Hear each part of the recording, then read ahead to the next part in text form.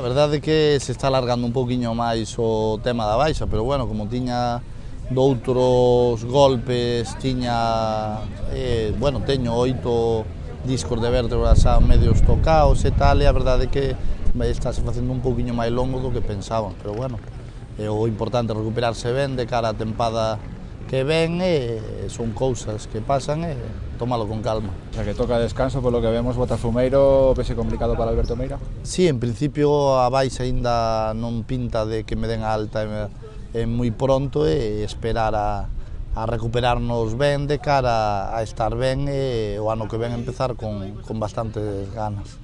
Como ben sabedes, o Rally Ribeira Sacra, unha nova incorporación no Campeonato Galego de Rallys.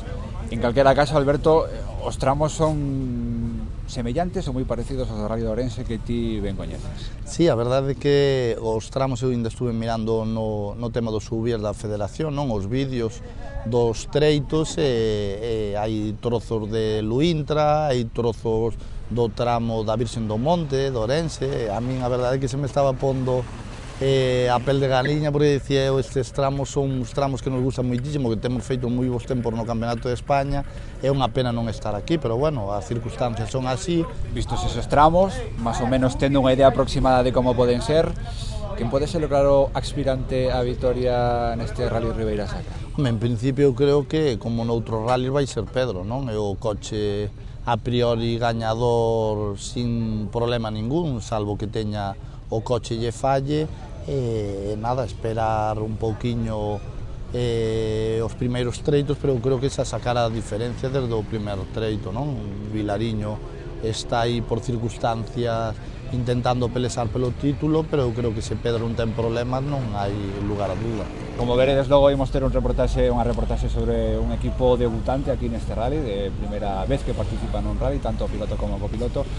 Ti te lembras do día que debutaches no mundo do rally? Supoño que sería un día moi especial para ti. Sí, foi nun rally do Botafumeiro no ano 99, a verdade é que pois con un montón de nervios. De feito, daquela tiñamos un 106 co que empezáramos a correr, que era un motor dunha copa francesa que había, que facían asfalto e terra. Era un grupo A, co coche corría moitísimo, non? Era un 1003, un XSI, e me acordo que cor nervios e todo, como apagar, se afogaba, para encender, botamos prácticamente todo o rally sin apagar o coche. Unha anécdota foi que nunha gasolineira hasta botamos gasolina sin apagar o motor, con medo que tiñamos que logo non nos encendera, non? Se pasaron moitas carreiras, títulos, victorias.